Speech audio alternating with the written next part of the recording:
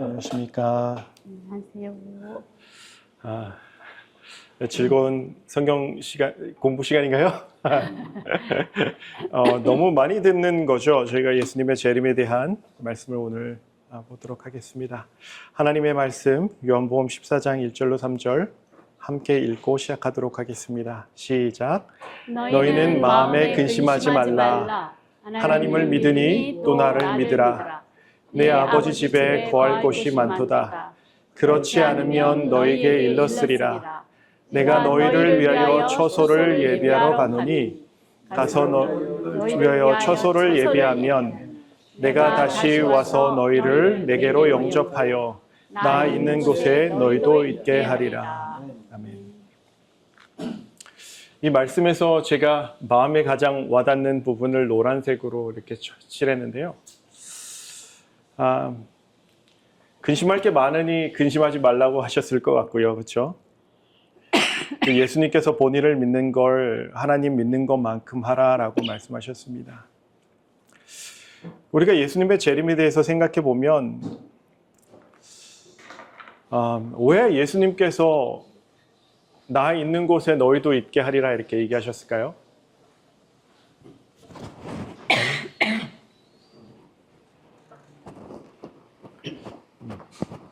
저는 좀 이 말씀을 좀 빨리 깨닫게 된 것 같아요. 왜냐하면 저희 식구들이 어디 있어요? 미국에 있잖아요. 미국에. 그래 보니까 사랑이 뭔가 생각해 봤더니 사랑은 함께 하고 싶어하는 마음인 것 같아요. 우리는 이제 사람과 평생을 함께 하고 싶어서 어떻게 하죠? 결혼을 하죠. 하나님께서 아담과 이브가 죄를 지었을 때 하나님은 그들에게 바로 지체하지 않고 내려오시죠. 그리고 이제 이스라엘 백성이 출애굽했을 때 하나님은 성소를 지으시면서 그들과 함께 하기를 원하셨었어요. 너무 잘 아시는 거지만 임마누엘이 무슨 뜻인지 아시죠? 임마누엘은 하나님이 우리와 함께 하신다는 뜻입니다. 예수님으로 이 땅에 오신 하나님, 그리고 다시 오시겠다고 약속하신 하나님. 그래서 기독교에서 재림은 모두가 기다리는 사건임이 틀림없죠.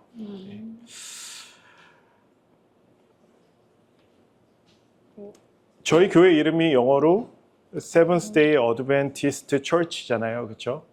제가 로컬 교회 가서 어드벤티스트 뜻을 아냐? 이렇게 물어보면 한 98%는 모른다라고 얘기를 해요. 혹시 형수님 아세요? 어드벤티스트라는 뜻을 아세요? 형 아세요? 재림을 기다린다라는 뜻이에요. 네, 재림을. 그러니까 어드벤티스트라는 뜻 안에 재림을 기다리는 사람들이라는 말이 포함되어 있는 거예요. 원래 모든 기독교는 어떻게 돼요? 예수님의 재림을 기다려야지 정상이죠. 근데 어느 교단의 설교를 들어도 예수님이 오신다는 설교보다는 뭐라 그러죠? 이렇게 데려간다라는 걸 휴거라고 해요.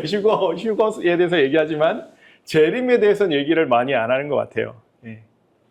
그리고 언제서부턴가 사람들은 교인이 죽으면 소천한다라고 얘기를 하죠. 근데 잘 생각해 보면 죽어서 사람들이 하늘에 간다면 예수님은 다시 오실 이유가 없게 되는 거겠죠. 그렇죠? 예수님은 정말 다시 온다라고 하셨을까요? 여러 번 그렇게 말씀하셨죠. 그래서 그리스도인 사상에서 가장 중요한 게 있다면 부활과 이 재림 두 가지를 가장 중요한 사건으로 꼽죠. 왜냐하면 부활이 있다고 해도 재림이 없다라고 하면 의미가 없는 거고 재림이 있다고 해도 부활이 없으면 아무런 의미가 없는 게 우리의 믿음이 되는 거죠. 말씀은 분명히 이렇게 얘기합니다. 한번 읽어볼까요? 시작. 모든 성경은 하나님의 감동으로 된 것으로 교훈과 책망과 바르게 함과 의로 교육하기에 유익하니. 네. 이것을 보고 동의하기는 쉬워요. 그런데 이 말씀과 우리가 배웠던 것과 배치가 될 때가 가끔 있어요. 그러면 우리는 보통은 내가 배운 것들을 택하게 되더라고요. 우리의 신학이 그렇게 많이 발전했더라고요. 그래서 우리 교단 안에서 얘기가 되지 않는 것들이 갑자기 나온다 하면 굉장히 큰 퀘션 마크를 가지고 걱정하는 거예요. 먼저 걱정하기 시작하는데, 근데 사실 제가 얘기하는 것도 예수님 곧 오신다라는 거, 제가 얘기하는 것도 말세가 되었습니다라고 말씀드리는 거고, 이 재림교회 안에 있는 모든 목사님들이 이제 말세라고 말씀하시거든요. 한번 여쭤볼게요. 저희 세대 말고 저희 아이들 세대엔 예수님 오실까요? 잘 모르시겠죠, 그렇죠? 근데 교회에서 목사님들이 예수님 곧 오십니다라고 얘기하면 그분들은 그렇게 믿지 않으면서 그렇게 얘기하시는 건 아니잖아요, 그렇죠? 그분들은 정말 그렇게 믿고 말씀하시는 거고, 제가 어렸을 때 저희 아버지도 2000년 전에 예수님 오신다라고 얘기를 많이 하셨던 것 같아요. 그 전에는 분명히 오시니까 너네가 마지막 세대가 될 거야 이렇게 얘기를 많이 하셨거든요. 근데 그렇게 얘기하기 위해서 뭐가 있어야 될까요? 성경적 근거가 필요한 거예요. 성경적 근거. 그래서 우리는 누가 얘기하고 누가 가르치는 게 중요한 게 아니라 이 말세에 서는 사람들은 정말 성경이 이야기하는 대로 우리는 믿어야 돼요. 믿는다는 건 뭐죠? 제가 규진이한테 규진아 2층에서 뛰어 아빠가 받아줄게. 얘가 막 뛰어 올라가더니 딱 보고 나서 아빠 제가 믿는데요 못 뛰겠어요. 이거 저를 믿는 건가요? 안 믿는 건가요? 안 믿는 거죠. 예. 믿는다라고 얘기를 하면 성경이 말씀한 대로 우리가 따르겠다라는 결심이 있어야 돼요. 다니엘의 세 친구가 왜 그 불구덩이에 들어가냐면 너희가 불 가운데로 지날지라도 불꽃이 너희를 사리지 못한다라는 이사야에 있는 말씀을 신뢰했거든요. 그리고 그대로 따른 거예요. 우리 상식과 우리가 배운 모든 것들을 뒤로 하고 심지어 앞에서 실질적으로 군인들이 죽어가는 것을 봄에도 불구하고 나도 죽을 수 있다는 것을 알고 우리 목사님께서 말씀하셨던 그리 아니하실지라도 뛰어내린 게 뭐냐면 그게 믿음이라고요. 하나님께서 말씀하신 대로 듣고 지켜서 행하는 거죠. 예수님께서는 분명히 이렇게 말씀하셨죠. 어떻게 오신다고요? 한번 읽어보겠습니다. 시작. 이 말씀을 마치시고 저희 보는 데서 올리어 가시니 구름이 저를 가려 보이지 않게 하더라. 올라가실 때에 제자들이 자세히 하늘을 쳐다보고 있는데 흰옷 입은 두 사람이 저희 곁에 서서 가로되 갈릴리 사람들아 어찌하여 서서 하늘을 쳐다보느냐. 너희 가운데서 하늘로 올리우신 이 예수는 하늘로 가심을 본 그대로 오시리라 하였느니라. 영어로 보면 same manner라는 단어를 쓰더라고요. 올라가신 그대로 내려오신다라는 거예요. 내려오실 때 어떻게 오시죠? 몰래 오시나요? 아니면 모든 사람이 볼 때 오실까요? 모든 사람이 각인의 눈이 어떻게 한다고요? 그를 보겠고라고 얘기하시죠. 그래서 우리는 성경에 있는 그대로 예수님께서 올리우신 대로 내려오신다라는 믿음을 가질 수 있게 되는 거죠. 데살로니가전서 4장 16절로 17절 함께 읽어보도록 하겠습니다. 시작. 주께서 호령과 천사장의 소리와 하나님의 나팔로 신이 하늘로 조차 강림하시리니 그리스도 안에서 죽은 자들이 먼저 일어나고 그 후에 우리 살아남은 자도 저희와 함께 구름 속으로 끌어올려 공중에서 주를 영접하게 하시리니 그리하여 우리가 항상 주와 함께 있으리라. 가장 좋은 거는 주와 함께 있는다라는 거죠. 저도 하늘이 영생 때문에 가고 싶은 마음은 영생이 뭔지를 잘 모르겠어요. 사실은 저한테 느껴지는 것도 없고. 근데 하늘에는 꼭 가보고 싶어요. 예수님 만나서 여쭤볼 게 많아요. 그래서 그냥 예수님께서 정말 다른 건 안 하시더라도 제가 가지고 있던 성경에 대한 의문이나 이런 것들을 다 풀어주시면 참 좋겠다. 예. 성경은 분명히 그리스도 안에서 죽은 자들이 먼저 일어나고 그 후에 우리 살아남은 자도 어떻게 한다고요? 저희와 함께 구름 속으로 끌어올려. 다시 얘기해서 죽은 자들이 먼저 간다고요? 아니면 같이 간다고요? 저희와 함께. 그래서 소천한다는 것은 성경적으로 맞지 않다라는 거예요. 죽어서 바로 하늘에 가는 게 아니라 자던 자들이, 죽은 자들이, 그리스도 안에서 죽은 자들이 먼저 일어나고 그 후에 우리 살아남은 자도 저희와 함께 구름 속으로 끌어올려 어디서 우리가 예수님을 만난다고요? 공중에서. 그래서 어떤 그리스도라고 주장하는 사람들이 사람이나 뭐 사단이거든요. 사단도 어쨌든 그리스도로 가장한다라고 얘기했으니까 이 땅에 와서 터치다운 하는 이상 그 사람은 누구예요? 예수님이 아니에요. 그 사람은 절대로 예수님일 수 있어요? 없어요? 없어요. 성경은 분명 어떻게 얘기해요? 우리가 어디서 만난다고요? 공중에서 주를 영접한다라고 얘기했어요. 요 말씀 하나만 알아도 지금 이제 땅에서 걸어다니는 많은 나는 그리스도라고 하는 거짓 그리스도들을 가짜라는 것을 한 번에 알 수 있어요. 하나님의 말씀은 되게 명확해서 이 말씀을 우리가 잘 보고 그 말씀대로 생각하고 판단하면 이게 가짜인지 진짜인지 알 수 있다고요. 그래서 그때 우리가 하늘에 갔을 때 그때 동서로부터 많은 사람이 이르러 아브라함과 이삭과 야곱과 함께 천국에 앉으려니와 라고 말씀을 하는 겁니다. 우리 재림교회에서 이제 하나님을 기다리지 않던 사람들에 대해서 이제 재림시의 광경을 이렇게 표현을 하는데요. 한번 요 말씀 잘 볼게요. 땅의 임금들과 왕족들과 장군들과 부자들과 강한 자들과 각 종과 자주자가 굴과 산 바위 틈에 숨어 산과 바위에게 이르되 우리 위에 떨어져 보좌에 앉으신 이의 낮에서와 어린 양의 진노에서 우리를 가리우라. 그들의 진노의 큰 날이 이르렀으니 누가 능히 서리오 하더라. 해서 이 말씀을 사실은 재림의 광경으로 사실 많이 얘기를 해요. 그래서 엘렌 G 화이트도 이 성경절을 쓰면서 어떻게 하죠? 재림 때 이렇게 된다라고 얘기를 하죠. 근데 사실 이 말씀은 재림 때의 광경인가요? 아닌가요? 예루살렘 내려올 때인가요? 재림의 광경인가요?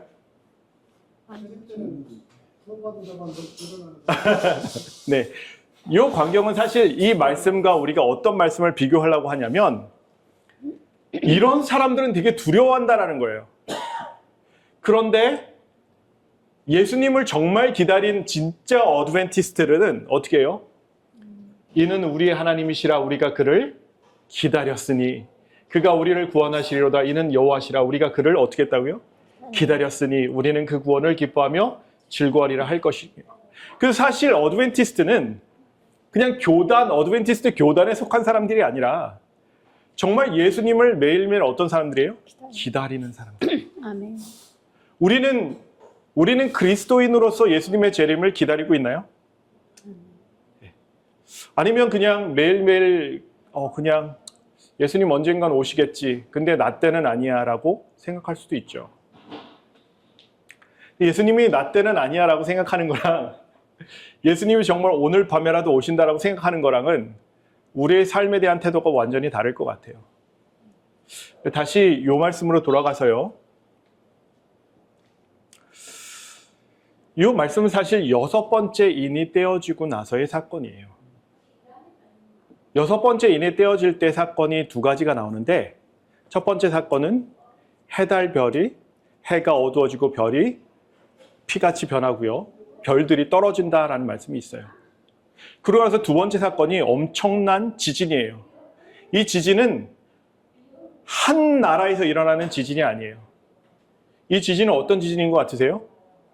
위에를 보시면 임금들과 왕족들과 장군들과 부자들과 강한 자들과 이게 어떤 사건일까요? 왜 다 복수를 썼을까요?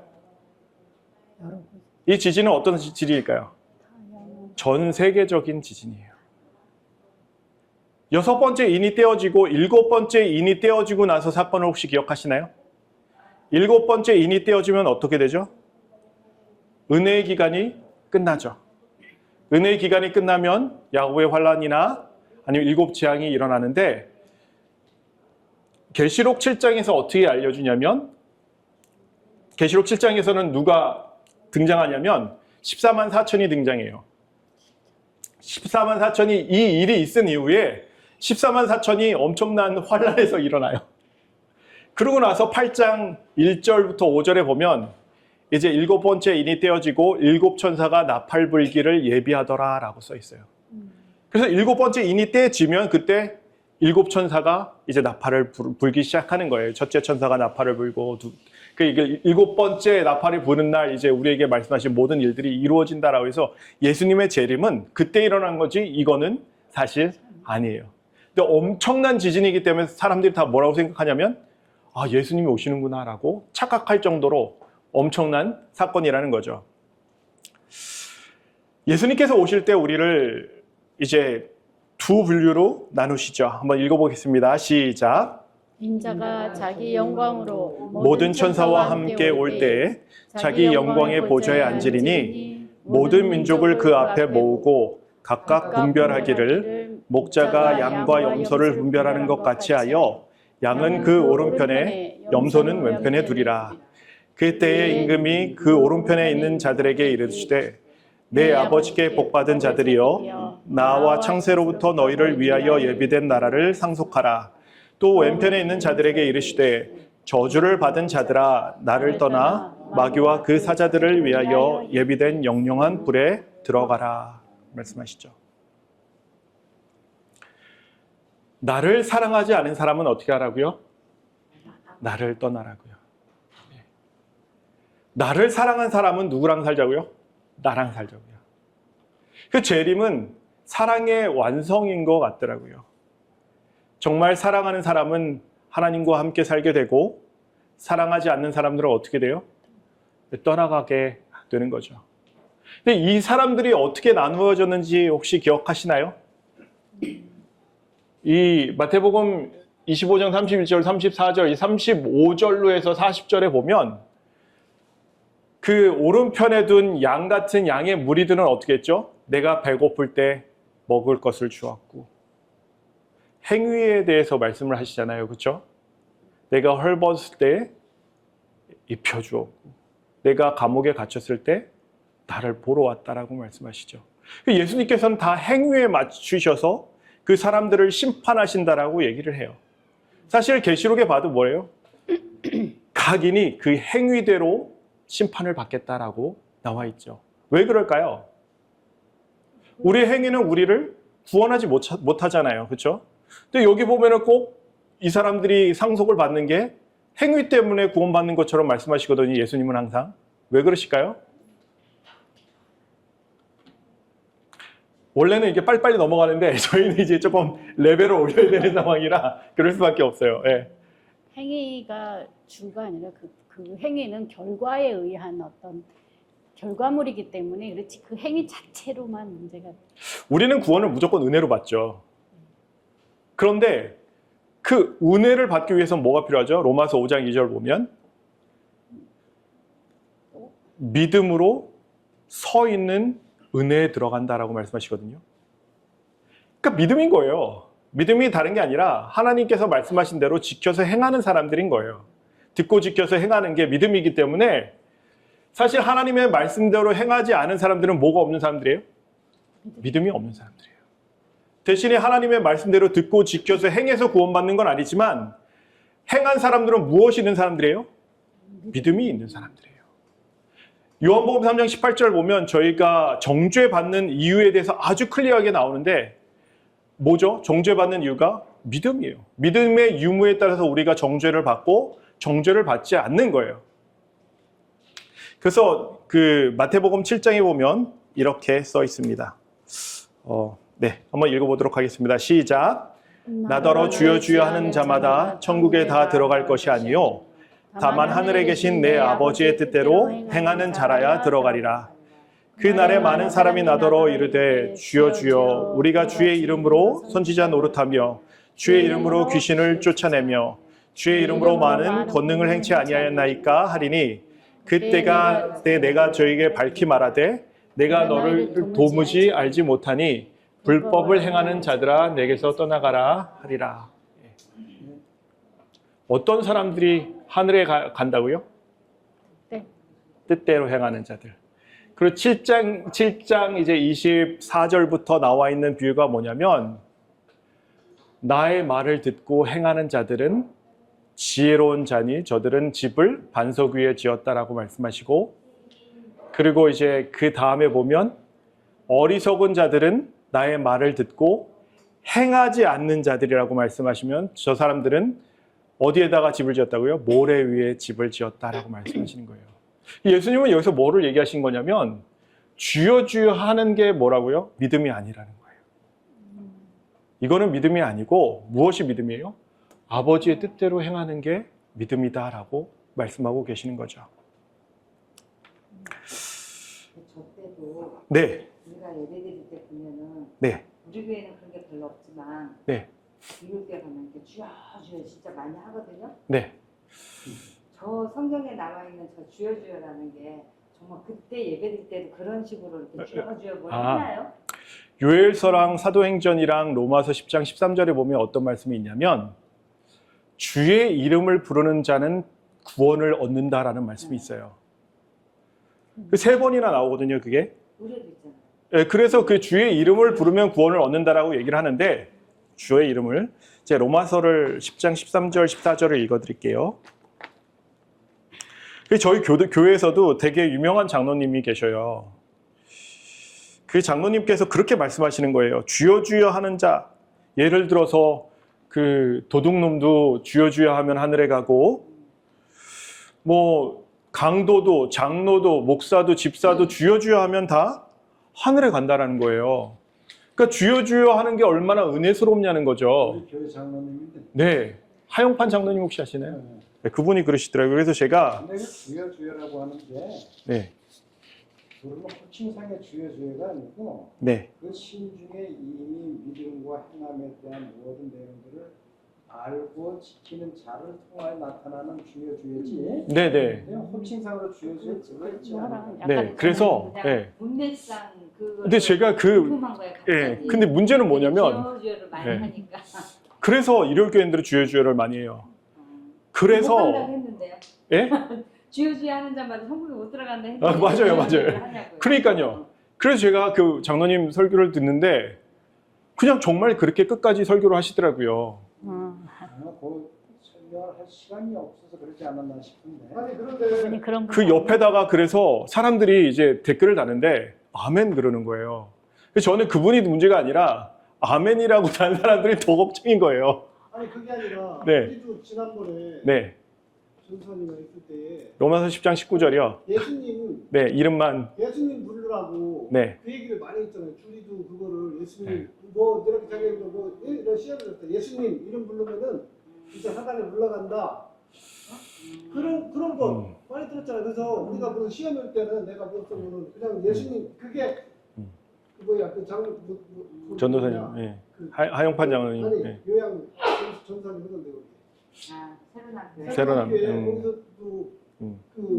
그래, 예수님 이름 부르면은 구원장 사모님도 그러니까 제가 그런 걸 들으면 약간 좀 퀘션 마크가 생기는 거예요. 왜냐면 물론 예수님의 이름의 뜻 자체가 구원자라는 뜻이 있잖아요. 그렇죠?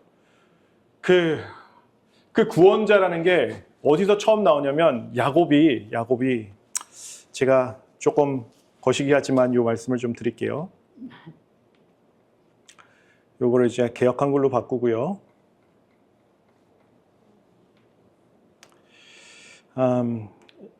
창세기 49장인가 보면 아마 나와 있지 않을까 싶어요.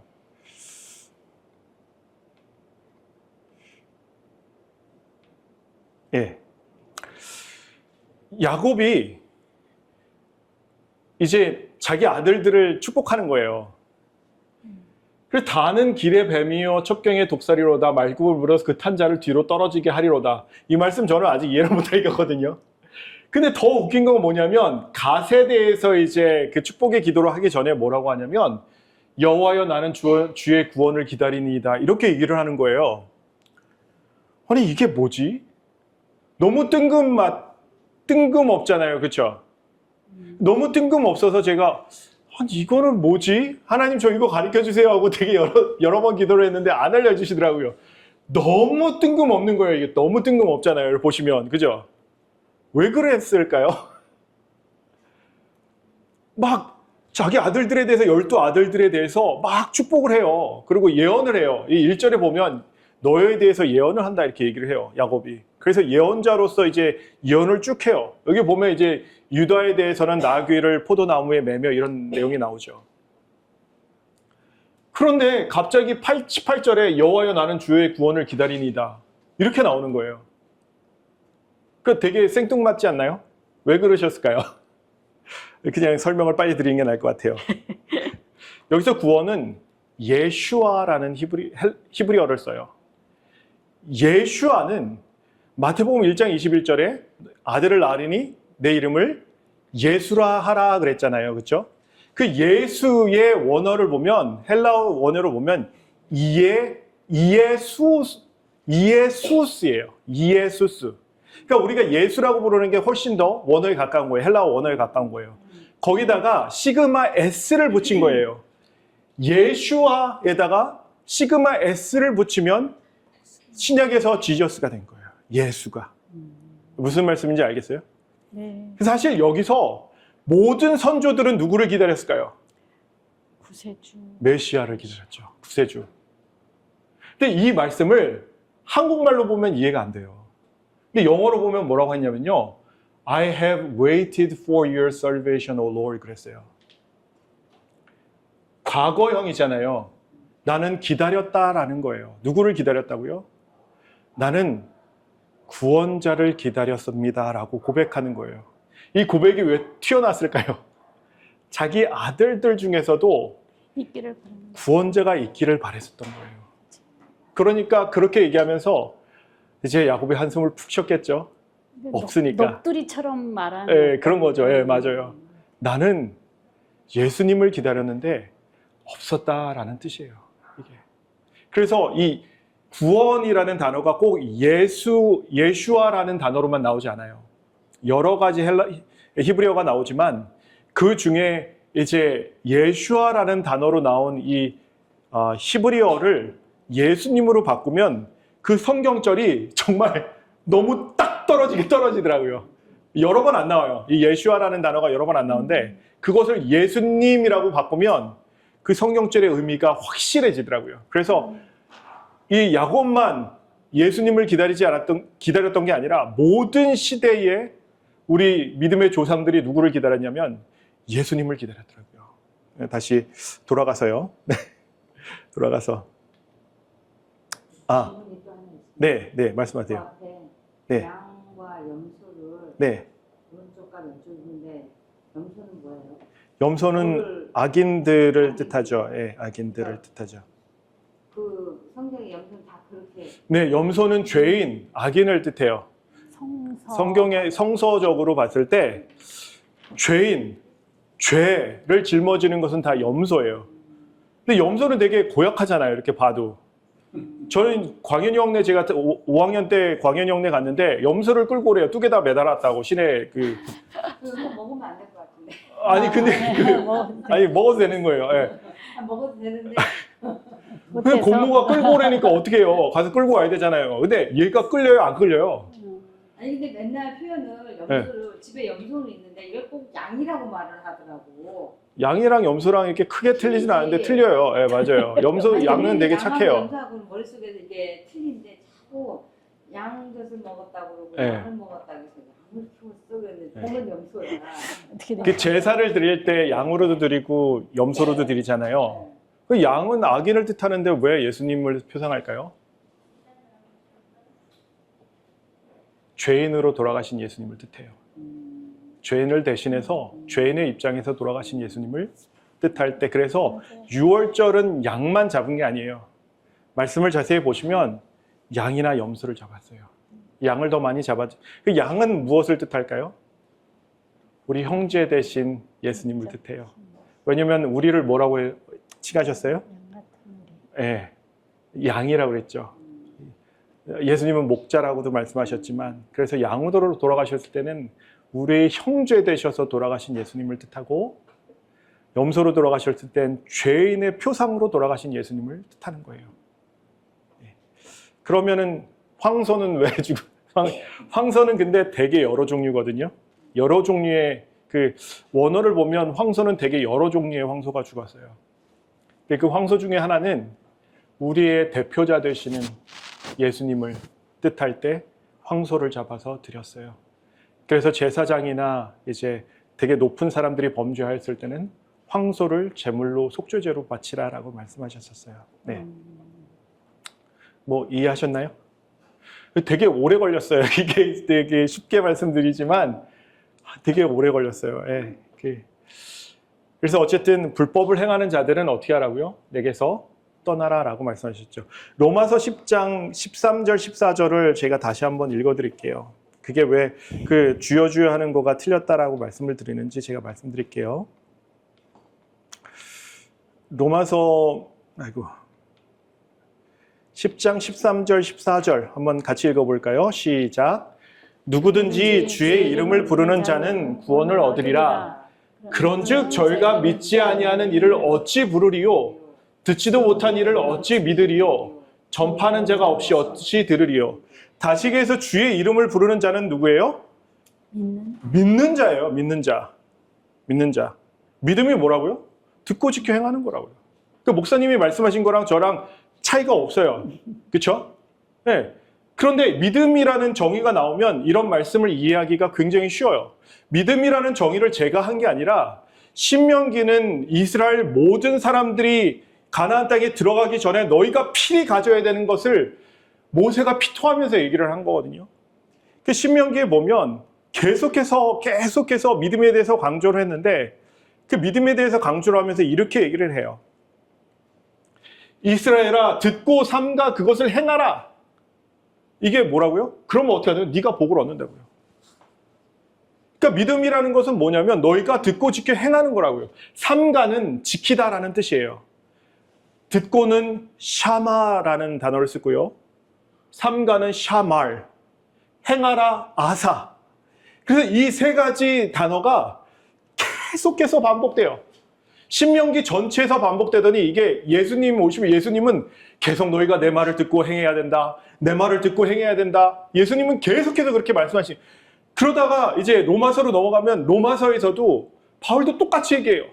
율법을 행하는 자가 의롭다 하심을 받는다라 얘기하다가 그 다음 장으로 오면 율법을 행하는 것으로는 의롭다 하심을 얻는 게 아니야. 왜? 은혜로 받거든요, 그것은. 근데 그거는 이제 나중에 제가 시간이 되면 좀 더 설명을 해드리도록 하겠습니다. 그래서 주의 이름을 부르는 자는 누구라고요? 믿는 자. 예수님을 믿는 자. 예수님의 말씀을 듣고 지켜 행하는 자라고요. 네. 자, 여기서 다시 한번 가겠습니다. 그래서 예수님 오시기 전에 어떤 징조가 있습니까? 남아있는 징조 있어요? 생각해 보세요, 한번. 안 일어난 것 중에. 네. 그 예수님께서 말씀하셨잖아요. 내가 이게 24장 3절에 보면 이제 제자들이 와서 예수께 조용히 묻자오되 세상 끝에는 어떤 징조가 있사오리까? 이제 거기서 이제 4절부터 5절, 6절, 7절 이제 예수님께서 징조에 대해서 이제 말씀을 하시거든요. 많은 징조가 있죠. 나라가 나라를 대적하고 민족이 민족을 대적하고요. 그렇죠? 제가 트럼프가 되기 전에 한 가지 예언을 했었어요. 혹시 기억하시는지 모르겠는데 트럼프가 되기 전에 트럼프가 이런 약속을 했어요. 어떤 약속을 했냐면 내가 대통령이 되면 우크라이나 러시아 전쟁을 일주일 만에 끝내겠다라고 했어요. 저는 뭐라고 했냐면 절대 못 끝낸다라고 얘기했어요. 더 전쟁이 많아지면 많아졌지 하나도 끝내지 못할 것이라고 예언을 했어요. 근데 제가 예언한 게 아니고 말씀에 그렇게 써 있어요. 근데 어떻게 알 수 있을까요? 우리가 알 수 있는 거 뭐라고 그랬죠? 제일 처음에 디모데후서 3장 16절 우리가 말씀으로 모든 성경은 하나님의 감동으로 되었다라고 했죠. 그럼 우리는 그 답을 어디서 집어내야 될까요? 사람들이 어떻게 사는 것을 보고 바티칸이 무슨 짓을 했다 이런 걸로 저희가 막 저기를 해야 될까요? 저희 한국에 보니까 이상한 집사님 한 분 계시는데 그 집사님이 막 바티칸에서 이런 일들이 일어났는데 이것을 날짜로 이렇게 계산해서 이렇게 해서 이런 일이 일어날 것입니다. 이렇게 얘기하는 분 계신데 혹시 목사님 보셨나요? 그런 집사님이 계속 교회를 돌면서 그런 얘기를 하고 다니시는 거예요. 저는 이해를 못하겠는 거예요. 도대체 이 양반이 무슨 얘기를 하는지 어디에 근거해서 얘기를 하는지 모르겠는 거예요. 그런 사람들이 많이 일어날 거고 앞으로. 그런데 여러분 절대로 말씀 위에서 말씀만 보시면 돼요. 하나님의 말씀이 여러분들을 구원하시기에 충분하다라고 저는 믿고 있어요. 아멘. 우리가 답을 구할 곳은 어디예요? 네, 성경밖에 없어요. 예수님께서 이렇게 말씀하시죠. 민족이 민족을, 나라가 나라를 대적하여 일어나겠고 처처의 기근과 지진이 있으리니, 킹 제임스 버전으로 보면 온역이 들어가요. 근데 개역 한글로 보면 온역이 빠졌어요. 원어로 성경으로 찾아보면 뭐가 들어가냐면 온역이 들어가요. 이 모든 것이 무엇이 시작이라고요? 재난의 시작이다라고 말씀하시죠. 근데 이런 일 되게 많았잖아요, 목사님, 그죠? 그럼 어떤 거라고 우리가 얘기할 수 있을까요? 저 지진 중에서는 어떤 지진을 얘기하죠? 저희 교단에서 얘기하는 게?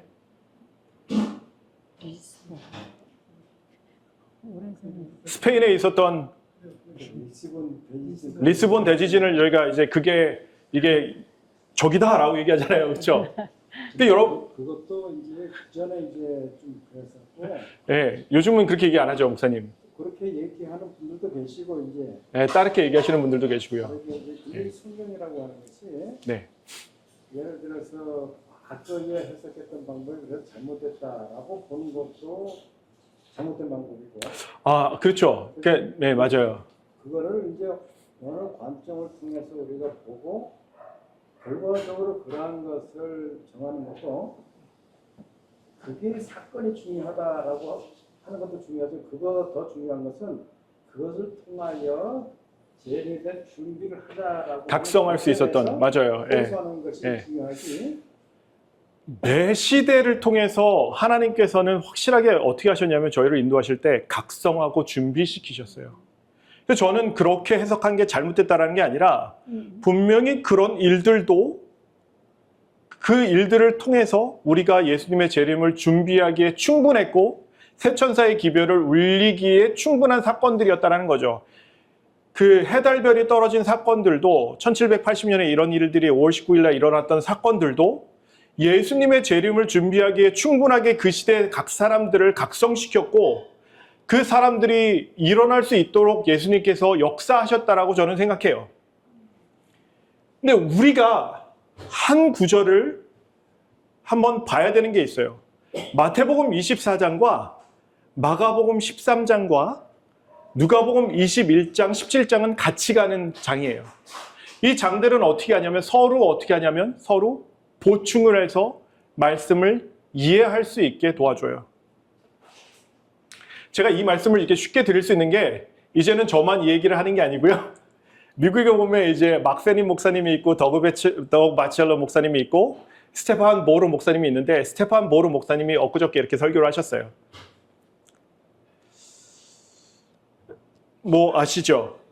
말세의 징조는 어떤 거냐면 그 조건이 있어요. 누가복음 21장 35절에 이렇게 써 있죠. 한번 읽어볼까요? 이 날은 온 지구상에 거하는 모든 사람에게 이 말이라. 아까 지진에 대해서 어떤 지진이었죠? 6번째 인이 떼어졌을 때 전 세계적인 지진이었죠. 왕들과 지주자들과 장군들과 여기서 나오는 지진은 그럼 어떤 지진일까요? 그냥 한 군데서만 크게 나는 지진일까요? IT 지진이 리스본 지진의 10배 정도 사람들이 죽었어요. 그런데 그것도 예수님께서 오신다라는 그런 말세의 사건으로는 볼 수 없었어요. 왜요? 6번째 인이 떼어졌을 때 그 지진은 어떤 지진이어야 되냐면 전 세계적인 지진이어야 돼요. 우리 온역이 있다가 지나갔잖아요. 그렇죠? 온역? 코로나가 저희가 오고 나서 많은 목사님들이 이게 영적으로 분명히 의미가 있을 거다라고 말씀하셨어요. 저도 처음에는 찾지 못했고 알지도 못했어요. 근데 말씀을 보면 볼수록 어떤 말씀이 걸리냐면 이 말세에 일어나는 것들은 전 세계적이라는 거예요. 코로나가 전 세계적으로 그 전에 있었나요? 없었죠. 근데 이거를 마음에 안 드셔도 괜찮아요. 너무 좀 황당하고 처음 듣는 얘기 같아서 그러실 수도 있어요. 근데 예수님께서는 말세의 징조를 말세에 사는 사람들이 확실히 깨달을 수 있게끔 주시고, 그리고 예수님께서 뭐라고 하셨어요? 내가 진실로 너에게 말하노니 이 세대가 지나가기 전에 이 일이 다 이루리라 라고 말씀하셨는데, 이 마태복음 24장은 어디서부터 시작하냐면 이 시작 7절과 8절의 시작으로부터 예수님의 재림까지가 몇 세대라고요? 한 세대라고요. 그래서 제가 저희 아이들에게 너희 세대는 예수님께서 오시니까 준비해야 돼 라고 얘기할 수 있는 거예요.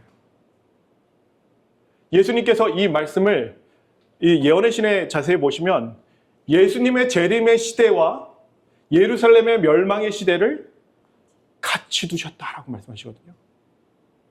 한 사건처럼 나열하셨다라고 말씀하셔요. 그 말씀대로 정말 생각한다면 예수님께서 이 말씀을 하시고 39년 이후에 AD 70년에 타이터스 장군에 의해서 예루살렘이 완전히 멸망하거든요. 그러면 우리가 마지막에 사는 세대들에게도 예수님이 언제 오실지 모르지만 이 세대 안에 내가 오겠다라는 그런 징조를 보여주실 수 있을까요? 저는 그렇다고 봐요. 예수님은 어떤 분이에요? 변하지 않으시는 분이에요. 히브리서 13장 8절 보면 예수님은 어떤 분이라고? 어제나 오늘이나 영원토록 동일하시다라고 말씀하세요. 정말 그 시대의 사람들에게 이 세대가 지나가기 전에 이 일이 다 이룬다라고 말씀하셨던 그 예수님이시면, 목사님 말고요. 그러면 우리에게도 이 시대 안에, 이 세대 안에 예수님께서 오실 것이라는 그런 말씀을 해주실 수 있다라는 거예요. 근데 제가 조금만 더 들어가 보면 이래요. 재난의 시작이다라고 말씀하시잖아요. 이 재난이라는 단어는 4번밖에 안 나와요. 오딘이라는 단어예요. 이 단어는 마가복음 13장 8절에도 똑같이 나오고요. 그리고 어디 나오냐면 데살로니가전서 5장 3절에 나와요. 그 데살로니가전서 5장 3절이 얼마나 재림교인들에게 헷갈리게 했는지 아시나요, 혹시?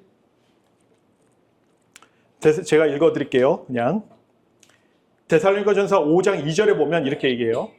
바울이 주의 날이 밤에 도적같이 이룰 줄을 너희 자신이 자세히 알미라.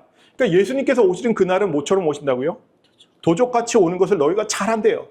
근데 5장 3절에 뭐라고 하냐면 저희가 평안하다 안전하다 할 그때 잉태된 여자에게 해산 고통이 이름과 같이 멸망이 호련히 저에게 이르니 결단코 피하지 못하리라. 이 날은 너희가 피하지 못한대요. 그런데 이 날은 무슨 날이냐면 4절에 보면 형제들아 너희는 어둠에 있지 아니하며 그날이 도적같이 너에게 임하지 못하리니. 무슨 말이죠? 예수님의 재림의 날은 뭐같이 온다고 그랬어요? 도적같이 온다고 했는데 3절 4절을 보면 너희는 어둠에 있지 아니 이 날이 도적같이 못 온대요. 그 이 날은 예수님이 오시는 날은 아니라는 거죠. 근데 여기서 나오는 해산 고통이라는 단어 있잖아요. 그게 재난이에요. 오딘이라는 단어예요. 그러면 그 말씀을 보면 너희는 어둠에 있지 않으니까 재난의 시작을 알 수 있다라고 바울은 얘기하고 있는 거예요. 그렇게 볼 수 있을까요? 네.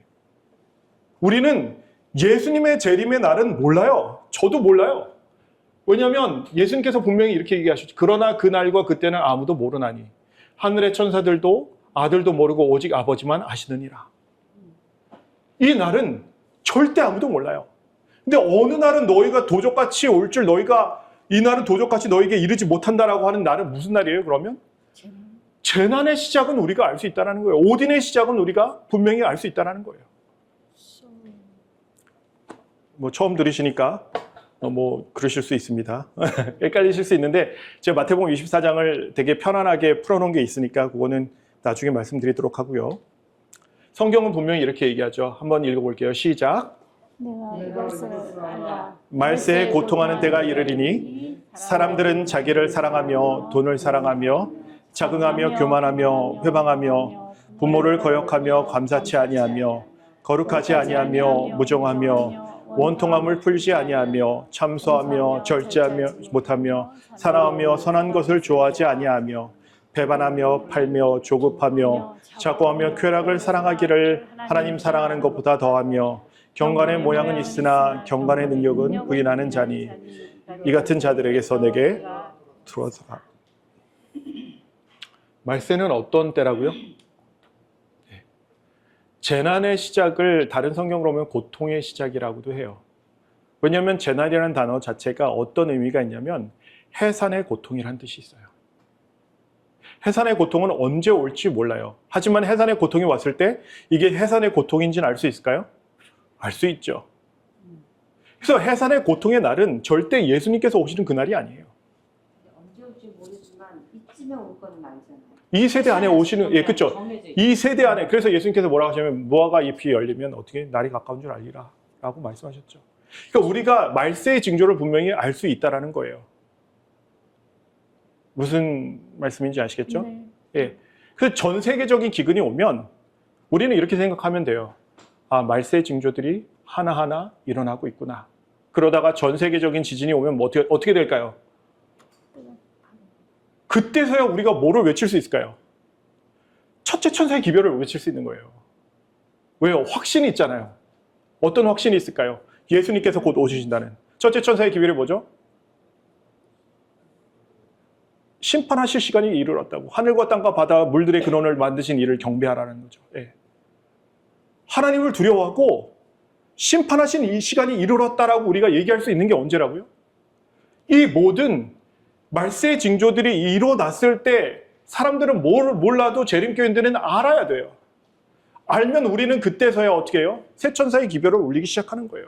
예수님께서 곧 오신다. 우리는 언제를 예배해야 된다? 안식일을 예배해야 된다. 그렇죠? 그래서 새 천사의 기별이 울려 퍼지면 사람들은 어떻게 할까요? 핍박할까요? 핍박하지 않을까요? 핍박하죠. 그래서 마태복음 24장 9절에 보면 사람들이 너희를 죽인다라고 나와 있어요. 야곱의 환란에서는 저희를 죽이지 않아요. 근데 요셉의 환란에서는 저희를 죽이죠. 요셉의 환란은 어떤 때에 오는 환란이냐면 저희가 안전하다, 평안하다 할 때 갑자기 오는 그게 요셉의 환란이에요. 분명히 예수님께서는 이렇게 말씀하셨죠. 이러므로 예비하고 있으라. 어쩔 때요? 생각지 않은 때에 인자가 오리라. 예수님이 언제 오실지는 저도 모르겠어요. 근데 저는 항상 한 가지 확실하게 하고 있는 것은 뭐냐면 저희 아이들이 예수님께서 너희 세대는 분명히 오신다라고 예수님께서 말씀하셨으니까 너희가 이 세대에 예수님이 오시는 것을 믿고 준비하라고 가르치고는 있어요. 그리고 그것을 밤낮 없이 시간이 날 때마다 제가 말씀을 보내면서 이 아이들에게 준비시키고 있어요. 재림교회는 어떤 사람이라고요? 재림을 준비하는 사람들이라고요. 근데 사실 이 생각지 않은 때는 언제일 수도 있냐면 저희가 죽을 때. 네. 오늘 밤에 죽으면 오늘 밤에 예수님 오시는 거예요. 내일 죽으면 내일 예수님 오시는 거예요. 그러니까 저희는 매일매일 만약에 우리가 재림교인으로 산다라는 건 뭐냐면 매일매일 재림을 준비하고 재림에 준비되어 사는 삶을 사는 사람들을 재림교인이라고 할 수 있는 거예요. 근데 1844년이 말세의 시작이다라고 얘기하고 그때 당시에 수많은 사람들이 계속해서 예수님의 시기를 정했었어요. 공식적으로 저희가 정하진 않았지만 수많은 사람들이 나가서도 정하고 옛날에 보면 아치네라고 그래가지고 나가서 또 전화 예수님 곧 오신다라고. 근데 그분들이 근거로 놓으신 것들이 성경이 아니었어요. 예언의 신이었죠. 우리는 확실히 알 수 있어야 돼요. 말씀을 들으면 제가 말씀드리는 게 예수님 언제 오신다고 제가 말씀드렸나요? 아니요. 제가 말씀드린 건 뭐예요? 예수님 곧 오시고 이 세대 안에 예수님 오신다라는 거. 그렇죠? 근데 그 얘기는 김대성 목사님도 하시고요. 수많은 목사님들이 하는데 똑같이 하세요. 근데 문제는 뭐냐면 뭐만 다르냐면 이제 마태복음 24장이 순서대로 쓰여 있고 우리가 7절, 8절에 사는 세대에 살고 있다는 것을 말씀드리며 아직 9절도 되지 않았다는 것. 그래서 그 말씀을 쭉 가다 보면 그 안에 어떤 것도 이룰 법령에 대한 사건도 있고 이제 은혜 기간이 끝나고 야곱의 환란까지도 마태복음 24장에 보면 순서대로 다 기록되어 있거든요. 근데 그 순서대로 있는 것을 저만 얘기하는 거 아니고요. 그 미국에 계신 그 목사님도 말씀하시기 시작하셨으니까 제가 그 단톡방에다 올려드렸잖아요, 그죠? 영어로 돼 있어가지고. 아, 근데 열어봤더니 한국 뭐 달려 타이틀이라도 서브타이틀 달리지 않았다. 그거 다 영어로 나와. 근데 그거를 이제 번역으로 해서 돌려서 보시면은 그게 나와요. 예, 그게 번역이 돼? 번역이 돼요. 동시 번역이 돼요. 돌리는 게 있어요. 예, 예, 번역 돌리는 게 있어요. 그 보면 이제 자막을 한글로 자막. 하시면 그 자막이 나오니까 꼭 그렇게 해서 보세요. 예.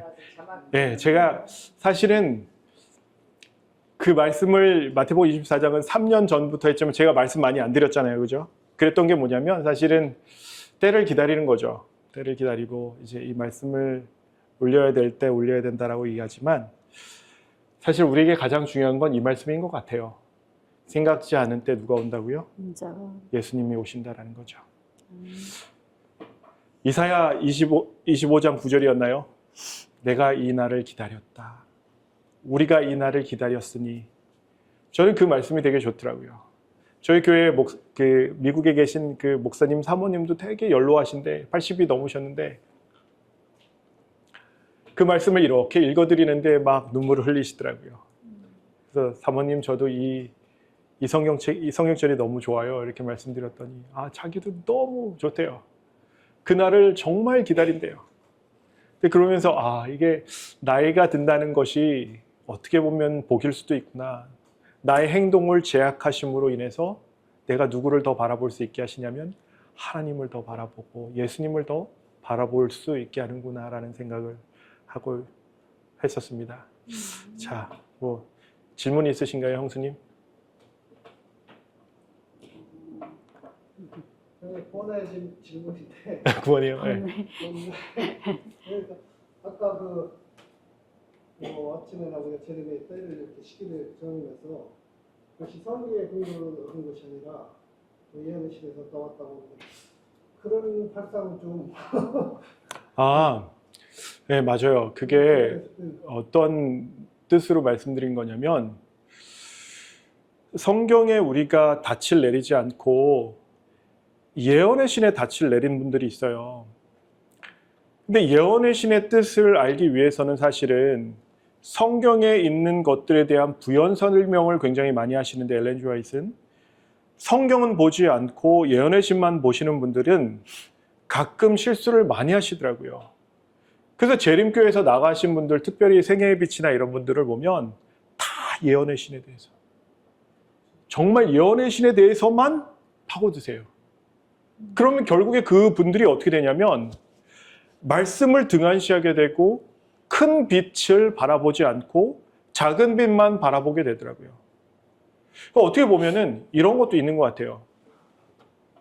저희가 큰 빛을 보고 깨달으면 그 큰 빛을 보고 깨달은 것을 어디 가서 도장을 받아와야 되냐면 예언의 신에 가서 도장을 받아와야 돼요. 그래야지만 저희 교회에서 진리라고 인정이 돼요. 그건 어디서 그런 얘기예요? 아니 그게요, 목사님 이런 것 같더라고요. 저도 처음에 설교를 할 때 어떻게 하냐면 새로운 빛이라고 생각하고 받으면 그걸 이제 어디서 찾아보냐면 예언의 신에서 찾아보는 거죠. 그래서 어떻게 얘기하냐면 예언의 신에도 이렇게 써 있습니다 라고 해서 얘기를, 그러면 그때서야 사람들이 어떻게 하냐면 안심하고 이 말씀을 받아들이기 시작합니다. 아주 잘못된 방법이에요. 그렇죠. 사람들이. 그렇게 해서도 안 되는 방법이고 네. 사실은 나도 안식일 설교 시간에는 한국에서 예언의 신을 거의 인용 안 합니다. 거의 인용 안 해요. 한 구절도 인용 안 할 때가 1년이면은 90% 이상이 돼요.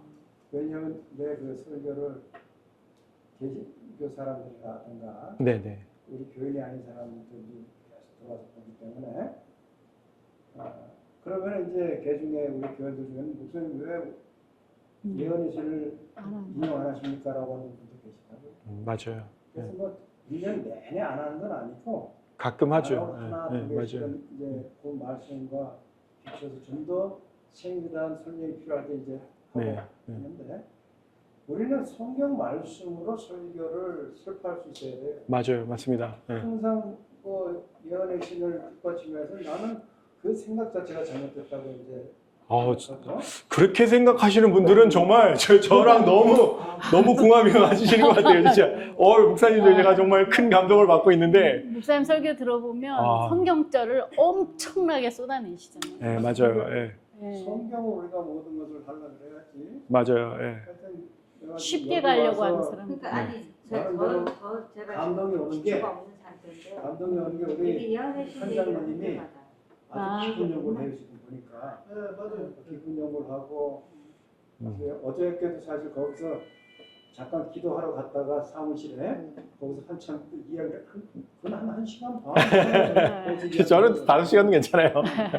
예. 사업장에서 그렇게 오래 얘기하면 안 된다 그래서 내가 이제 지금 나온 건데 하여튼 내 나름대로도 이제 감동이 있고 아주 깊은 연구를 하고 있고 그러면서도 이제 조금은 우리가 겸손한 마음으로 맞아요. 접근해야 된다는 맞습니다.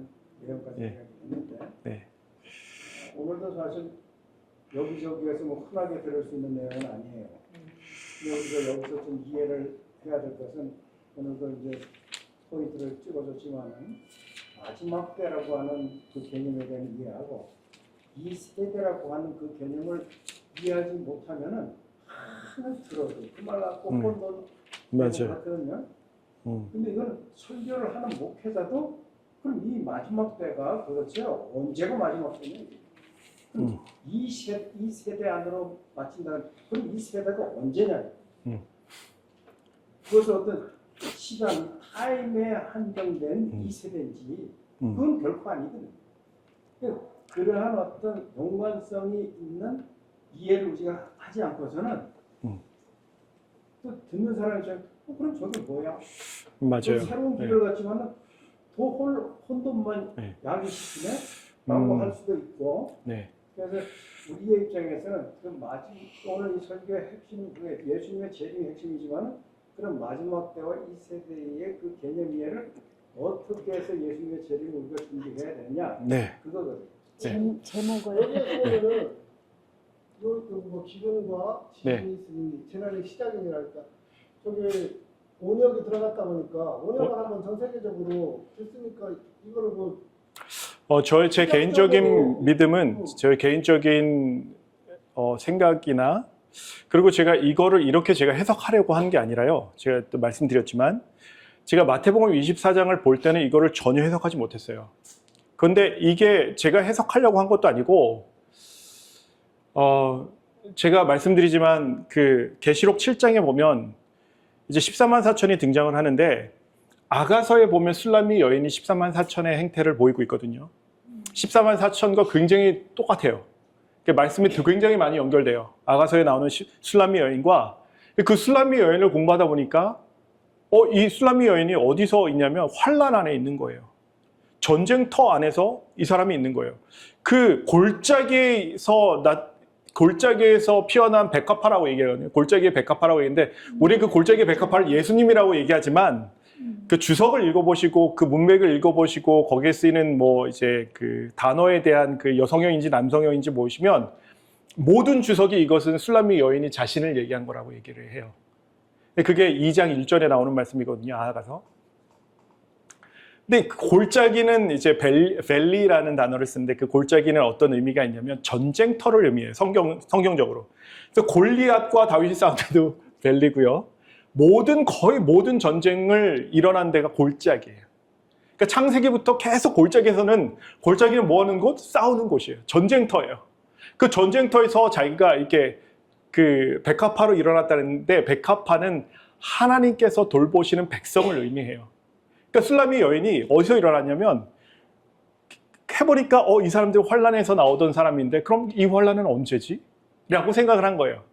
그 환란은 야곱의 환란이 될 수는 없어요. 왜냐하면 야곱의 환란은 이미 다 모든 사람들이 하나님의 인을 받았고 거기서 이 사람들이 나올 이유는 없는 거예요. 이미 그 사람들은 다 정해진 사람들이에요. 거기서 야곱의 환란에서 14만 4천이 일어나서 그 사람들이 뭘 하겠어요. 그러니까 계시록 6장에 보면 6번째 인이 떼어져요. 그러고 나서 7장에 보면 14만 4천이 등장하거든요. 8장에 되면은 은혜 기간이 끝나요. 근데 이 14만 4천이 일어날 때 이 사람들이 어디서 나오는 사람이냐면 환란에서 나오는 자들인데 어린 양의 피에 그의 옷들을 빨았다라는 표현이 나와요. 다시 얘기해서 예수님의 중보 사역을 받고 있다라는 얘기예요. 그렇다면 이 사람들은 은혜 기간이 끝난 이후에 나오는 사람들이 아니에요. 왜냐하면 은혜 기간이 끝나면 예수님의 중보 사역은 끝났거든요. 이 사람들은 어디서 나오냐면 요셉의 환란에서 나오는 사람들이에요. 이 요셉의 환란은 어떤 환란이냐면 내가 평안하다 안전할 때 포도주를 사발로 들이키고 막 이럴 때 갑작스럽게 오는 환란이 요셉의 환란이에요. 근데 요셉의 환란 그러면 그런 게 있어? 처음 듣는데 있어요. 요셉의 환란도 한 번 나오고 야곱의 환란도 성경에는 한 번 나와요. 사실은 각각 한 번씩 보여지는 환란이에요. 근데 야곱의 환란만 많이 들었으니까 우리가 요셉의 환란에 대해서 많이 안 본 건데, 요셉의 환란에 대한 개념은 저만 가지고 있는 게 아니라 이제 고지현 목사님도 가지고 계시고 이렇게 설교를 하시더라고요. 그거는 제국교 목사라면 다 하시죠? 네, 맞아요. 네. 그러니까 제가 우리 목사님은 되게 성경을 많이 보시니까 아시는 것 같고요. 사실 그렇게 얘기하면 그런 게 있어요? 라고 얘기하시는 장로님들 되게 많이 계시거든요. 왜냐하면 그런 면에 있어서는 목회자들 스스로도 언제부턴가 교회 안에, 우리 재림 교회 안에 다니엘 계시록에 대해서 관심과 궁금해하는 그러한 이해도가 많이 떨어졌어요. 많이 들었어요. 그리고 그러한 내용을 설교를 하거나 저녁식이나 성경 공부를 하려고 그러면 싫어하죠. 네, 되게 싫어요. 그러니까 목회자들이 안 하게 안 되죠. 하는 거예요. 네. 안 하려고 그러면 따분해하고 그러니까 네, 실질적으로 알지는 못한 상태에서 본인들은 아직도 내가 모를까 봐 라고 하는 네. 이 우월주의 사상이 아주 강하거든요. 그러니까 목회자들이 몰라서 또 이해로서 안 하는 게 아니고 뭐 내가 목회자를 옹호하는 건 아니고 네. 그런 교회 상황이 있다 보니까는 가능하면 이제 피하려고 하는 거예요. 그러다 보니까 맞아요. 네. 그래서 나 같은 경우는 1년에 적어도 재림에 대한 설교는 15번에서 20번을 해요. 근데 2주에 한 번씩 하시는 건데. 거의 안 하는 목회자들도 있어요. 1년이 가도. 맞아요. 그걸 우리가 그렇죠. 지난번에 연철 회의할 목회자 때도 협의회. 적어도 우리가 재림에 대한 것은 많이 안 한다 할 때 기회 한 번 정도는 네. 하자. 네네. 맞습니다. 또 이제 목회자들이 제일 또 하기 싫어하는 게 11조 헌금 그 강조하기 힘든데 맞아요. 그것도 네. 하기에는 전반기 한 번, 후반기 한 번 하자. 네. 네. 그렇게 자주 강조를 하긴 하는데 제가 참 사실 젊은 층으로 갈수록 안 하려고 하고 안 하고 싶어 하고. 맞습니다. 그래 그게 이제 결과적으로는 좀 문제점이죠. 네. 제가 지금 성우님. 딱 받은 그 생각이라 그래야 되나? 이 아브라함, 야곱, 요셉으로 흘러가는 이 가족 세대를 통해서 그 때를 못 기다리는 사람들에 대한 얘기가 참 많았잖아요. 계속 때를 못 기다렸어요. 사실 야곱도 때를 못 기다려갖고 맞아요. 그걸 찬탈하다시피 형한테서 그렇게 해서 도망가고 또 와이프도 때에 대한 그 3세대를 기다리지 못하는. 맞아요. 그래서 하나님께서는 그 가족들을 통해서 이 때에 대한 거를 되게 얘기하시면서 그 야곱의 환란이라는 것이 나온 이유도 사실 요셉의 환란도 결국 그 형들에게부터 왔던 그 환란을 얘기하는 거잖아요. 그러니까 그런 식으로 그들이 겪은 각자의 그 환란의 그 모양을 보고 아브라함이 그의 자녀를 기다리지 못한 그 때와 그가 맞아요. 그래서 겪은 그 환란과 야곱이 겪은 그 형에서부터 떨어져 나온 그 아픔의 환란과 이 요셉도 그 형을 이 가족간이지만 결국은 하나님께서 보여주시는 거는 나를 기다리는 사람은 때를 기다리는 사람이다라는 거를 말씀하시는 것 같으면서 지금 예수님의 재림 지금 말씀도 재난의 때 이 세대 다 우리가 때를 기다리고 오직 하나님만 바라보라는 것 같아요. 그래서 갈라디아 4장 4절에 때가 참여라고 하는 의미가 그 해산의 고통, 예수님이 언제 이 땅에 오셔 그때만이 아니고 실질적으로는 과거로부터 미래에 관한 때까지의 연결선이거든요. 그게 다.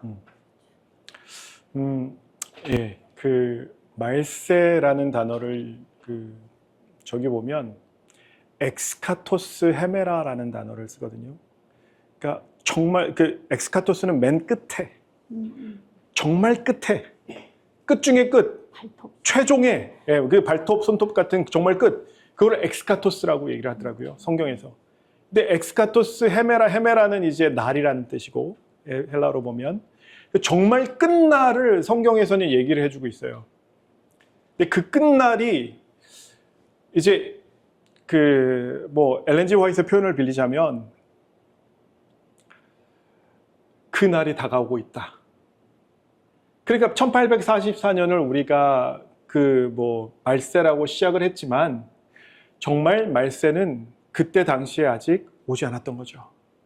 그 마지막 세대인데 말세가 그 말일에 그래서 엑스카토스 헤메라 해가지고 정말 최종의 끝에 이런 뜻인데 정말 그 끝을 우리가 지금 살아가고 있다라는 것. 예. 앞으로 얘기 안 하셔도 되고요. 앞으로 전 세계적인 기근이 왔을 때 이게 정말이구나. 전 세계적인 지진이 왔을 때 왜요? 성경이 그렇게 얘기하잖아요. 왕들과 지주자들과 장군들과 구렬해서 차라리 나에게 떨어져라. 근데 그거는 언제예요? 예수님의 재림의 때가 아니라 6번째 인이 떼어졌을 때라고요. 우리가 지금 살고 있는 때가 언제죠? 6번째 인이 떼어진 시대에 우리가 살고 있는 거예요. 7번째 인이 떼어지면 어떻게 된다고요? 은혜 기간이 끝나요. 은혜 기간이 끝나니까 그럼 안 되는 거예요. 근데 저 마지막에 보면 네.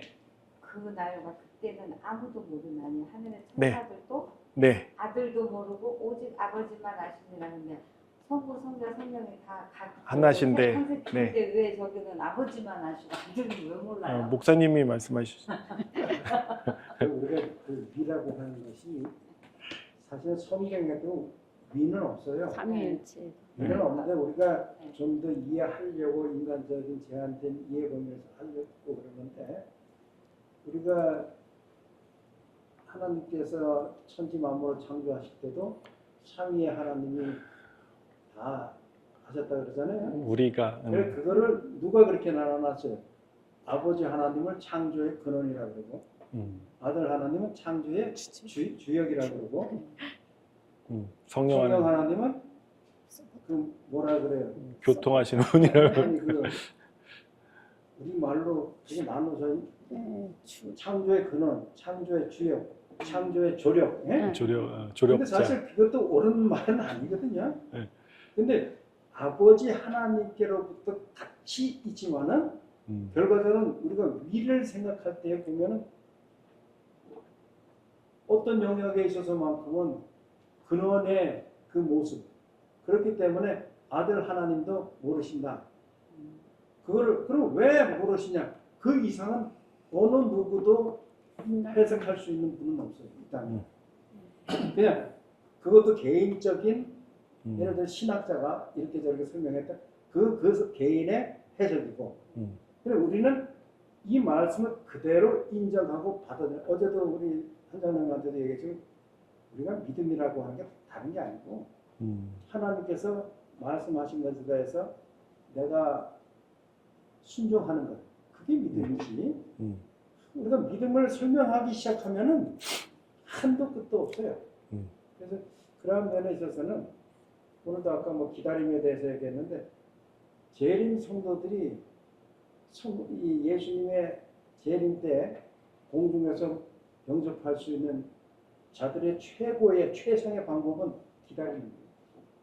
지난 안식일에 그 기다림에 대해서 하나의 짧은 멘트 보여드렸잖아요. 그게 우리가 익숙해지면 되는 것이 많이 나왔으니까 그럼 우리가 지금 어떠한 준비를 해야 되느냐 그것이 오늘 주제의 사실은 결론이거든요. 네. 어떻게 우리가 살면 될까요? 이러이러한 것 들었으니 자 저걸 주시하고 있다가 전 세계적으로 저런 일이 벌어지면 그때 가서 준비해? 아니 지금 준비해야 되네. 그건 아니거든요. 네, 맞아요. 가장 이런 말씀을 드리면서 우리가 결심하면서 당장 지금부터 해야 될 일이 누가요? 스피노자가 그런 말을 했잖아요. 내일 이 지구에 종말이 온다 할지라도 나는 한 그루의 사과. 한 그루의 사과나무를 심겠다. 바보잖아요. 내일 종말에 오는 무슨 사과나무를 왜 심어? 수업도 못할 거. 그런 의미가 아니거든요, 그게. 맞아요. 내일 예수님의 재림이 온다 할지라도 나는 오늘을 어제처럼 살겠다라고 하는 거예요. 그럼 그 어제는 어떤 어제예요? 예수님의 재림을 준비하며 어제까지 살아왔던 그 모습으로 오늘도 살고 또 내일 시간이 또 주어진다? 그럼 내일도 오늘과 같은 모습으로 살고 오늘을 예수님이 온다 할지라도 영접할 수 있는 마음으로 준비하는 삶이 결과적으로는 예수님의 재림을 준비하는 삶이에요. 그게 성경적인 해답이에요. 우리가 오늘 이렇게 설명할 때는 그럼 사건 아까 누가 어느 집사님이 그랬다 그랬죠? 뭐 사건 나고 뭐 그랬다고? 우리 사건 중심이 아니거든. 그런 사건들을 통해서 맞아요. 좀 더 경각심을 일으키는 것뿐이지 오늘을 어제처럼 그 어제는 온전한 준비를 하는 생애로 살았던 것처럼 오늘을 살고 내일도 오늘처럼 살고 그것이 가장 중요한 거예요. 저희가 예수님 안에 있을 때 정죄함이 없고 예수님과 함께 있을 때에 하늘에 갈 수 있는 건 정확하거든요. 어떻게 보면 은혜를 우리가 생각해 보면 은혜의 정의를 한번 생각해 본 적이 있는데 노아가 하나님께 은혜를 입었더라라고 얘기하기 전에 노아에 대해서 얘기하면서 그가 하나님과 동행했다라는 얘기가 나와요. 에녹에 대해서도 그가 하나님과 동행했다라는 얘기가 나오고 어떻게 보면 은혜라는 것은 하나님과 동행할 때 우리가 받는 것이기 때문에 우리가 지금 매일매일 해야 되는 일이 무엇인지라고 생각하면 저는 이 말씀이 아닌가 싶어요. 너희가 전심으로 나를 찾고 찾으면 나를 만나니라. 아멘. 네, 더 좋은 제가 정말 좋은 말씀이 요 13절이 아니라 요 말씀이에요. 14절 앞에예요. 요 말씀. 나 여호와가 말하노라 내가 너희에게 어떻게 한다고요? 만나지겠고. 네. 이것은 우리의 믿음이고 이것은 예수님의 약속이고 은혜예요. 아멘. 예. 그래서 우리가 열심히 너희가 찾고 찾으면 나를 만나리라고 하신 약속을 우리가 믿음으로 하는 거예요. 그러다 보면 예수님께서 내가 너에게 만나지겠고 하는 요 약속을 지켜주세요.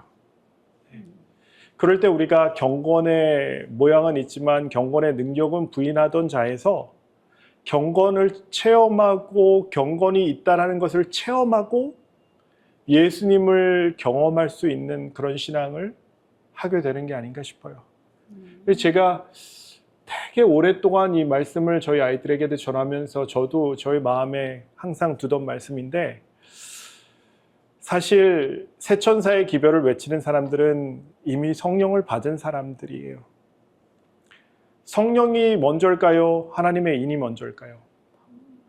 성령이 먼저일까요? 우리가 그건 사람마다 다르잖아요. 그럴까요? 예, 말씀으로 확인해야 되겠죠, 그렇죠? 예, 고린도서 1장 22절에 보면 이렇게 써 있어요. 한번 읽어볼까요? 저가 또한 우리에게 인치시고 보증으로 성령을 우리 마음에 주셨느니라. 성령을 받은 사람들은 어떤 사람이냐면 아무에게나 성령을 주시고 능력을 주시지 않아요. 특별히 마지막에 주시는 늦은비 성령은 그래요. 하나님의 사람이다라고 인치신 자들에게 성령을 주셔서 성령을 통해서 그 이른비 성령을 통해서 우리가 복음을 전했던 것처럼 늦은비 성령을 통해서 우리도 무엇을 하는 거냐면 하나님의 말씀을 전하는 사람들이 된 거예요. 성령을 받는 이유는 딱 한 가지예요. 우리의 성화나 이런 것들은 매일매일의 성령과의 교역으로 인하는 거지만 늦은비 성령은 이래요. 내 증인이 되리라. 성령이 너에게 임하시면 뭐라고요? 내 증인이 되리라. 그러니까 우리가 성령을 늦은비 성령을 받는 이유가 뭐라고요? 증인이 되는 거예요. 그러니까 우리가 첫째 천사의 기별을 외칠 때 우리 혼자 외칠까요? 아니면 성령을 같이 외칠까요? 성령을 외쳐요. 그러면 그때 성령을 이미 가지고 있는 사람들은 누굴까요? 하나님의 인을 받고 하나님의 자손으로 이미 선 사람들이겠죠.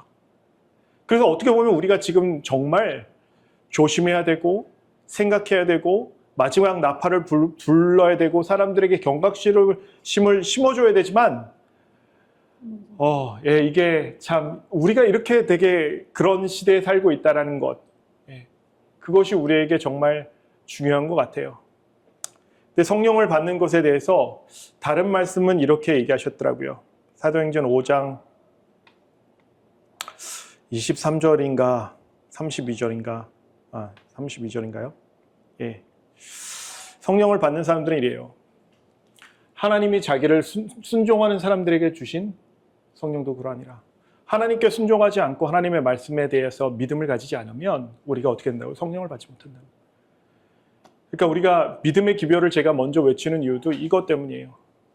우리가 믿음이 없이는 어떻게 된다고요? 아무것도 못한다고요. 순종한다는 건 성경적으로 봤을 때 순종한다는 건 믿음을 가졌다라는 거거든요. 이 말씀은 히브리서 13장 8절로 9절을 보면 그렇게 써 있어요. 13장 아닌가? 13장, 그 아까 인치는 네. 문제가 그 예언서에 나온 그 인치는 것과 지금 얘기하신 그 고린도 네. 그 이거는 이제 마음에 신뢰가- 주신다는 말씀인데요. 순서는 맞는 것 같아요, 사모님. 근데 그거 조금 더 하면 좀 해야 될 것 같은데. 네. 지금 그 사도행전에서의 인치심하고 성령. 여기 사도행전은 그냥 고린도. 성령. 네, 고린도 요 전거 고린도 후서 1장 22절이요. 예. 고린도서의 그 예. 인치시는 요거는 성령이고요. 요거 고린도 후서도 이제 1장 22절인데, 그 인치심하고 예. 우리 계시록에 나오는 그 네. 인을 받은 네. 뭐 이마나 손이나 네. 뭐 받으라는 이마만 그, 받죠, 이마. 예. 네, 네. 그 인하고를 지금 같이 보신 거예요? 저는 그렇게 봐요. 왜냐면 그 마지막 말세 사건이 일어날 때요. 14만 4천이 쓰는데 14만 4천은 이제 세천사의 기별이 울리기 전에 이 사람들이 쓰고 세천사의 기별을 하면 이제 그때도 인이 끝나는 건 아니에요. 인은 계속해서 쳐지죠. 예, 인은 계속해서 쳐지는 거지만 13만 4천월이 일어나서 하나님의 기별을 예수님께서 오신다는 기별과 심판의 기별이 울리는 사람들은 분명히 성령의 힘으로 하겠죠. 저희 힘으로 하진 않겠죠. 그러면 늦은 비 성령이 언제 필요할까요? 그때 필요하겠죠. 예. 근데 늦은 비 성령의 그런 권능들을 주실 때 내 사람도 아닌데 이 사람이 타락할 수도 있는데 떠나갈 수도 있는데 성령을 주실까요? 저는 퀘션 마크예요. 아니, 예. 그거는 그럴 수가 없는 거고. 그렇죠. 예. 그리고 예. 그 조건을 우리 한번은 조금 다시 한번 생각을 해볼 필요성이 있는 거고. 네네. 네. 이미 그때 그 인치심 그 이후에 야곱의 환란 이후에는 네. 결과적으로 계시록 20장 11절에 있는 말씀은 이미 모든 게 나눠졌죠. 예, 나눠져. 맞습니다. 맞습니다. 목사님 맞아요. 예. 예. 예, 불의하고 그대로 불의하고 거룩한 자는 그대로 거룩하고. 예. 이게 이미 계시록 20장 11절에 예, 맞습니다. 분명히 끝난 상태라고. 네, 그거는 예, 맞아요. 그러니까 그거는 이제 야곱의 환란이잖아요, 목사님. 야곱의 환란 바로 전에 이제 프로베이션이 이제 그 은혜 기간이 끝나죠. 은혜 기간이 끝나는데 세천사의 기별은 은혜 기간이 끝날 때 올릴까요? 끝나기 전에 올려야 될까요? 예? 세천사의 기별. 은혜 기간이 끝나기 전에 올려야 될까요? 끝난 후에 올려야 될까요? 세천사의 기별이 전에 올려야 되죠, 당연히. 후에 올리면 아무런 그쵸. 의미가 없잖아요, 그렇죠? 그래서 그 세천사의 기별이 울리는 사람들이 하나님의 사람들이라는 거죠. 그리고 세천사의 기별이 다 끝나가고 맨 마지막 기별이 뭐였죠? 짐승의 표를 받지 말라는 거죠, 그렇죠? 그 짐승의 표 이마에 그리고 거기서 이제 마지막으로 사람들이 나눠지겠죠.